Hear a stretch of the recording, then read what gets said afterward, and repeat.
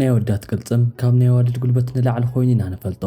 ነቲ ቅልጽሞም እውን ተፈጥሮ ዓቢ እጃም እያ ትወስድ ኣብዚ እውን ኣወዳት ካብ ዋልድ ብዝበለጸ ብዝሕ ዝበለ ናይ ቴስቴስትሮን መጠን ኣብ ኣካልና ይርከብ እዩ እዚ ድማ ሓባ ቅልጽም እንብሎ ቱርና ኣካል እዩ ንሎማዓንቲ ሒዘልኩም ዝመጻኹ ኣዋልድ ግና እምበርከ ክምርዐዋ ድየን ዘብላ ዘደንቕ ኣዋልድ ብተርናዕ ይኹን ኣብ ግጥም ዘፍርሕ ኣዋልድ ብምዃነን ናይ ሕድሕድን ኣዋልድ ሓቢርና ንሪኦ ዝኸውን ናብዚ ቻናል ሓደሽቲ ዝኾንኩም ሰብስክራይብ ግበሩ እናበልኩ ላይክን ሸርን ድማ ኣይትረስዑ ክብል ፈቱ ናብቲ መደብ ክወስደኩም ቲና ኑጌን እዚኣ ትረአየኩም ዘላ ጓል ናይ ቪየትናም ዜጋ ዝኾነት ቲና ኑጌን ተባህለት ቦዲ ቢልደር እያ በቲ ትርእይዎ ዘለኹም መልክዑ ድማ እቲ ናይ ሰውነት ኣካላ ኣዝዩ ተርናዕ እዩ ከትወይ እውን ሽሬድድ ተባህለ ናይ ሰውነት ኣካል ክትሕዝ ድማ ክኢላ እያ እቲ ዘገርም ነገር ቲና ስፖርት ትሰርሓሉ ኣብ ትርፊ ሰዓታ እንትኾን እቲ ቀዋሚ ስርሓ ድማ ናይ ገዛ መሻየጢት እያ ካብዚ ወፃኢ ግና ኣብ ተፈላለዩ ናይ ቦዲ ቢልድ ውድድር ንሃገራ ወኪላ ተፈላለዩ ብልጫታት ክትወስድ ክኢላ እያ ቲና ኣብዚ ሕጂ ሰዓት ናይ ባዕላ ናይ ውልቃ ትካል ዝኸፈተት እንትኾን ስፖርት ብምስራሕ ድማ ብዙሕ ዓይነት ጥቕሚ ከም ዝረኸበትን ንዓርሰ እምነታ ከም ዝወሰኸላ እውን ትገልጽ እያ ናታልያ ኩዝኒሶቫር ሩስያ ብዘገርም ተኽለ ሰውነት ዘለዎም ኣወዳት ተመልእቲ ሃገር ከም ዝኾነት ብበዝሒ ይዝረበላ እዩ ሕጂ ዘርእየኩም ጓል ድማ ጓል እንኮላ ግን ድማ ጓል ድያኸን ክትብሉ ዝገብርኹም ናይ ወዲ ቅርፂ ዝሓዘት ብናይ ቦዲ ቢልዲንግ ኣዝያ ትፍለጥ ናታልያ እያ ከምቲ ትርእይዋ ዘለኹም ገጅፍን ቅልጽም ዝዓብለሎ ኣካላን ካብተን ልሙዳት ኣዋልድ ፈጺማ ክትፍላ ገይርዋ እዩ እዚ ድማ ንብዙሓት ኣዋልድ ናብ ስፖርት ንክኣትዋ ዓቢ እጃም ገይሩ እዩ ናታልያ ናይ ኤውሮጳ ቤንች ፕረስን ናይ ዴድሊፍትን ቻምፒዮን ክትኮን ክኢላ እያ ኢሉ እውን ናይ ውልቃ ጅም ከፊታ ስፖርት ንክሰርሕ እናገበረት ብዙሓት ኣዋልድ ቦዲ ቢልደራት እናሰልጠነት እያ ትርከብ ጁልያ ቪንስ እዚኣ ጓል ቦዲ ቢልደር ምናልባሽ ኣብነት ቲክቶክ ዓይነት ሶሻል ሚድያ ብተደጋጋሚ ሪኢኹማ ትኾኑ ኢኹም ብዙሓት ካብ ኣካላ ብዝበለጸ ብመልክዓ ይህንኑ እዮም ጁልያ ዜጋ ሩስያ እንትኾን እቶም ፈተውታ መስል ባርብ ክብሉ ሰይሞም እዮም እዚ ስም ክወሃባ ዝኸኣለ እውን ከምቲ ትፍለጥ ባርብ እተባህለት ባምቡላ ብመልክዓ ኣብ ዓለም ፍልጥቲ ስለ ዝኾነት እቶም ፈተውታ ንናይ ጁልያ መልክዕ እውን ልክዕ ከም ባርብ ኣምሲሎም ቅልጽም ዘለዋ ወይ እውን ሓባ ዓጽሚ ባርብ ብምባል ኣሞጊሶማ እዮም ጁልያ ናብ ጅም ክትኣቱ እንኮላ ሙሉእ ኣቓልቦኣ ኣብቲ ትሰርሖ ስፖርት ከም እትገብር ኢሉ እውን ዝረኣያን ተረኣያ ዋላ ሓንቲ ከም ዘይመስላ ተዛሪባ እያ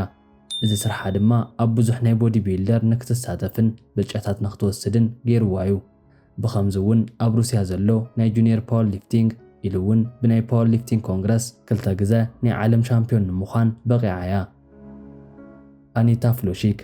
ነተፈላለዩ ኣወዳት በብተራ ከም ቀሊል ኣቕሓ እናተሰከመት ኣብ ናይ ጊኒስ ሪከርድ ክትኣቱ ዝኸኣለት ፖላንዳዊት ኣኒታ እያ ትበሃል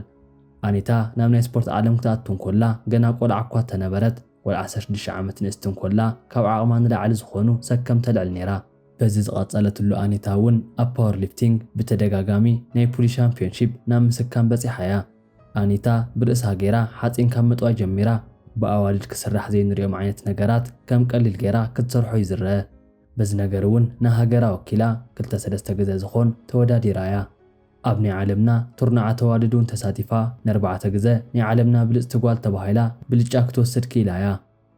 ኣኒታ ኣብ 2003 ኣብ 2005 ኢሉ እውን ኣብ 2006 ቀፂሉ ድማ ኣብ 2008 ነዚ ክብሪ ዝዓተረት እንትኾን ኣብ ናይ ጊነስ ሪከርድ እውን ካብ ማንም ጓል ብዝበለጸት ናይ ዓለም ሪከርድ ዝሓዘት ብሕታዊት ጓል ብምዃና ጊነስ ሪከርድ ክትሕዝ በቂዓ እያ ሪሃ ሪፕለይ ሕጂ ድማ ናብ ሪስሊንግ ክወስደኩም እሞ በታ ኣካለ ሰውነታ ንብዙሓት ክድነቑ ዝገበረት እታ መገረሚት ሪሃ ሓቢርና ንራእያ ኣውስትራልያዊት ዜጋ ዝኾነት ናይ ቀደም ናይ ሬስሊንግ ተዓዘብቲ ዝፈልጥዋ ሪሃ ገና ኣብ ንእስነት ዕድሜያ ናብ ስፖርት ዓለም ኣምሪሓ ልዑል ዝኾነ ክብደት ዘለዎም ሓፃዊን ካብ ልክዓ ንላዕሊ ብዝኾነ መልክዑ እናተሰከመት ቪድዮታት ኣብ ሶሻል ሚድያ ትዘርጋሕ እሞ ነዚ ተዓዘቡ ናይ WWE መዳለውቲ ንዓኣ ብምዕዳም ናይቲ ውድድር ኣካል ገይሮማ እዮም እቲ ውድድር ልክዕ ከም ድራማ እኳ ተኾነ ኣብቲ ውድድር ግና ሪሃ ብበዝሒ ምስ ኣወዳት ብምግጣም ገጅፍቲ ንዝኾኑ ተጋጠምታ ብቐሊሉ ክትስከሞም እንኮላ ብዙሓት ዕዱማት በቲ ጉልበታ ተደኒቖም እዮም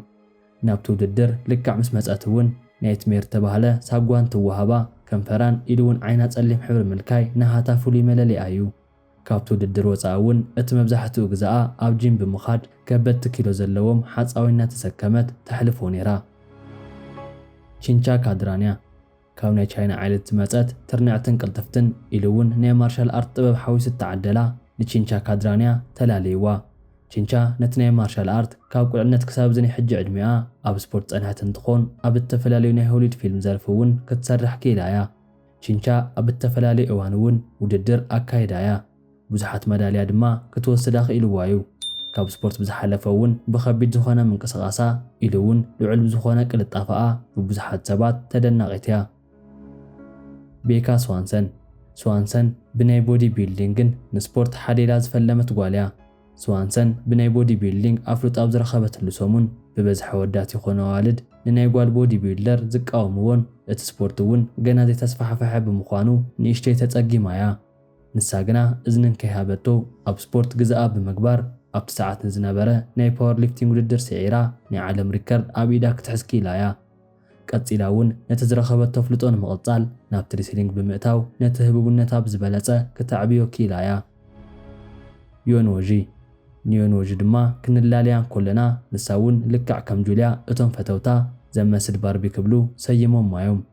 መብዛሕትኡ ግዜ ቦዲ ቢልደራት በብናይ ሰውነት ኣካሎም ቅርጺ ቅልጽም ከም ዘይብሎም እኳ ተተዘረቦም ዮም ግና ካብኣቶም ብተፈለየ መልክዑ ኣብ ቅልጽማ ተሓዘ ዘይብላ ሓያል ጓል እያ። ብኸምዚ እውን ኣብ ዝተፈላለዩ ናይ ዓቕሚ ዝሓዙ ናይ ስፖርት ዓይነታት ምስ ብዙሓት ተወዳት ተወዳዲራ ነቲ መብዛሕትኡ ውድድር ክትዕወት ዝኽኣለት እያ። ቀፂሉ እውን ዮን ናብ ናይ ስፖርት ዓለም ከመይ ከም ዝኣተወት ክሓትዋን ከለዉ ኣብ ግዜ ቁልዕነታ ኣዝያ ቀጣን ከም ዝነበረትን ብደቂ ሰባት ካብ ዝበፅሓ ባጫ ንምቕናስ ናብ ናይ ስፖርት ዓለም ኣትያ ኣብኡ ክትተርፍ ከም ዝኽኣለት ገሊፃ እያ። ዶና ሙር ከምቲ ትርእይዋ ዘለኹም ኣካላታ ከምተን ካልኦት ዝገጀፈ እኳ ተዘይኮነ መጠን ዘለዎ ቅልጽም ዝሓዘት እንግሊዛዊት ዜጋ እያ። ዶን ኣብ 2016 ዓመተ ምህረት ኣብ 2017 ብተኸታታሊ ናይ ዓለምና ቶርናዓ ተዋልድ ውድድር ተዓዊታ እያ። ካብኡ ብተወሳኺ እውን ናይ ኣርኖልድ ስትሮንግ ውመን ሻምፒዮን ብምባል ዓቢ ክብሪ ክወሃባ ክኢሉ እዩ። ዶን ኣብ ናይ ስልጠና ሰዓት ተፈላለዩ ዓቕሚ ዘድልዩ ልዑል መጠን ዘለዎም ሰከማት ብበዝሒ ትሰርሕ እያ። ኣብዚ እውን ገጅፍ ጎማ ምስካምን ልዑል ክብደት ዘለዎ ማእማን ተሰኪማ ካብ ቦታ ናብ ቦታ ምውሳድ ኢሉ እውን ውድድር ቅድድም ምግባር ብተሳኻዕ ኩነታት ብምውዳእ ንብዙሕ ግዜ ናብ ክብሪ ወሰን ምስባር በፂሓ እያ። ኣንድሪያ ብቐንዲ ናብ ናይ ጂምናስቲክ ተዳሉ እኳ ተነበረት ናብ ናይ ስፖርት ስራሕ ንኽትኣቱን ከም መሰልጠኒት ኮይና ንኽትሰርሕን ናይ ወላዲታ ፅዕንቶ እዩ ነይሩ። ናይ ኣንድሪያ ድሌት ግና ሞዴል ምዃን ከም ዝነበረ ገሊፃ እያ። ከምቲ ትፈልጥዎ ድማ ሞዴሊንግ ንምዃን ነዋሕ ክትከውን ናይ ግድን እዩ። ንሳ እውን ነዚ ክተማልእ ስለዘይከኣለት እቲ ኣንፈታ ናብ ናይ ቦዲ ቢልዲንግ ክትኣቱ ኣኽኢልዋ እዩ። ብኸምዚ እውን ካብ ቁልዕነታት ሒዛ ናብ ናይ ስፖርት ዓለም ኣትያ ናብ ጂም ውሽጢ ብምእታው ስርዓተ ምግባ ብምዕራይ ነዚ ዝመስል ኣካል ክትውንን ክኢላ እያ። ናይ ኣንድሪያ ቁመና እውን ካታብ ዝበሃል ናይ ሰውነት ቁመና ውሽጢ ዝፅምበር እዩ። እስከ ካብተን ተዓዘብኩም መናዋልድ በይነይቲ ተደኒቕኩም ኣብ ኮመንት ቦታ ግደፍለይ። ናብዚ ቻናል ሓደሽቲ ዝኾንኩም ሰብስክራይብ ብምግባር ቤተሰብ ይኹኑ። ላይክን ሸርን ብምባል ድማ ናብ ኩሉ ንክባጻሕ ደገፍኩም ኣይፈለይን ክብል ፈቱ።